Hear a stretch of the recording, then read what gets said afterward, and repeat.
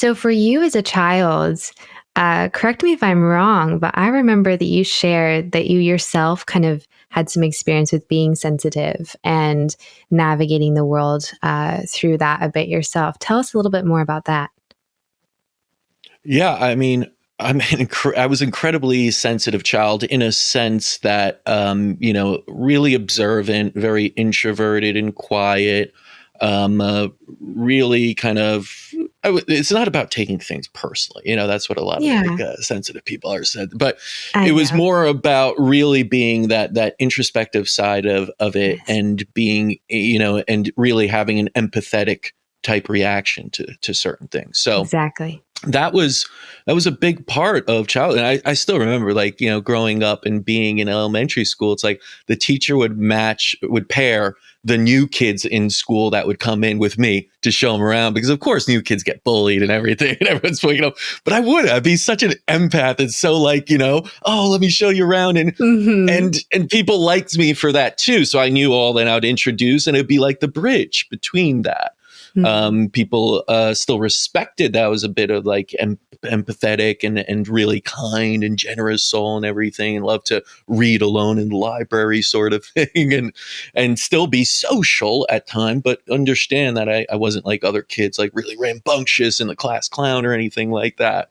Hmm. So you don't know these things as a child either. It's not Hmm. that you pick up and you're suddenly like, oh, I'm an empath, or oh, I'm a sensitive introvert. Like, it wasn't until I was, Yeah. like, I think in my 30s that I really appreciated Yeah. that. I think, and I Hmm. talk about this freely, that, after that childhood, I realized there are downsides to it for sure. Hmm. When you Hmm. feel everything a little bit more than most people do, that becomes difficult. You start to build Hmm. walls because sometimes you get hurt. And Hmm. sometimes that hurt you don't know how to process really. It's new to you. It hurts a lot more almost. Hmm. Um, and you sometimes feel like an outsider. I saw all these very loud and outgoing people, and everything, and they were so popular and they were getting ahead, it seemed like. And I was like, well, I got to do that too, I guess. Yeah. And you start to lose your authentic side. I think there was a time where, I knew my authentic side because that's who I was as a child. I think children know who they are authentically without having to look for it or seek. Is that my authentic? They just are. That's the beauty Hmm. and innocence of a child, right? And then as you get a little bit older, things happen. You might start to corrupt that or start to see something differently and start to change that and not be so authentic, to try and adapt. It's almost like a survival sort of thing, mechanism that isn't necessarily truthful, but you implement it regardless. And that's what I started to do in my, college and 20s or so, and started to want to be the extrovert, want to fit in a little bit more, not be so unique and out there. And it wasn't easy for me. Once you start to lose that your authentic side, you start to lose a piece of you. You start to, and especially as an Hmm. empath, you're like, something's off here. That spiritual kind of connection seems a little bit off. Hmm. That even the purpose and everything, and even though I became much more passionate about what I was doing with my career or my calling, I still felt off. And it wasn't until like my 30s and I started to see a therapist and started to apply a lot of the practices that we had been teaching patients for so long. And we had been teaching practitioners and teach patients. It's like, so that's the one thing I'll say. Even in doctors and any profession you could be in, sometimes you could be very good about talking about something, but not applying it to yourself. You Oh, know what I yeah. mean? Uh-huh. And so, I had Integration. all these techniques, exactly, and I had all these books that were given and knew all these people. I had all the tools. I was so blessed, and I wasn't using them. And I was hurting Mm. because of that. And I don't think I was truly healthy. Physically, I was great.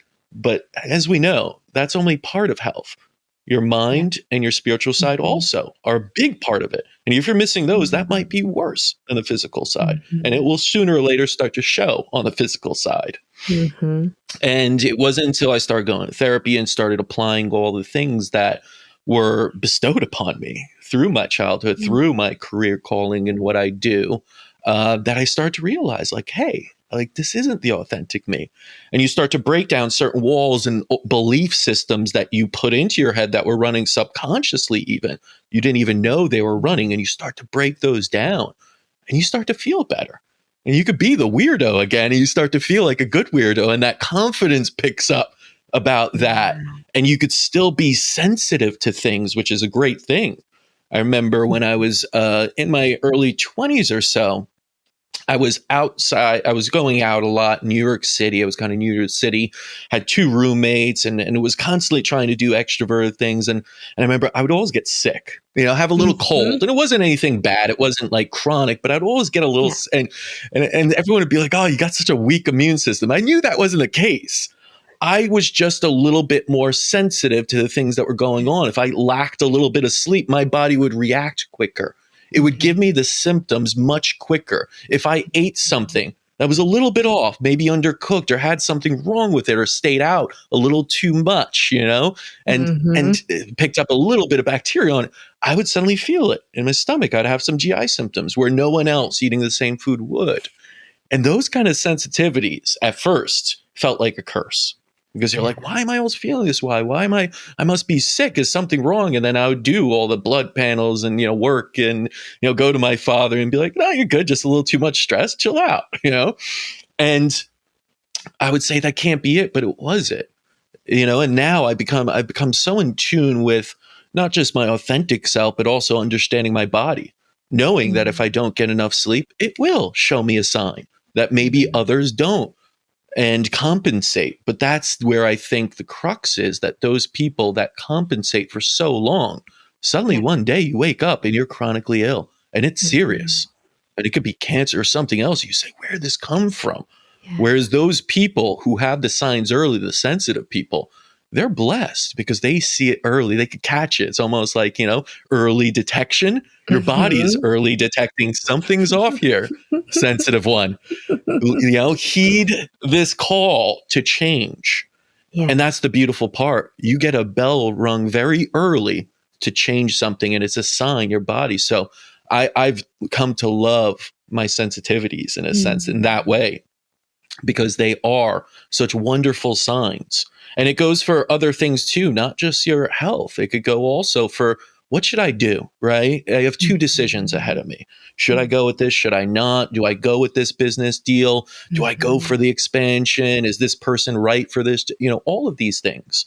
I think when you're sensitive, your feelings are a little bit, more up there, and you feel a certain way about something. You got to Mhm. listen to your body, and that sensitivity too can be a blessing. Mhm. So yeah, I've dealt with that kind of who I am as a sensitive soul and sensitive person my whole life, and it hasn't been Mhm. easy. But at the same time, if you can turn that kind of challenge of everything into a positive, it really is a blessing to have that kind of sensitivity to the world.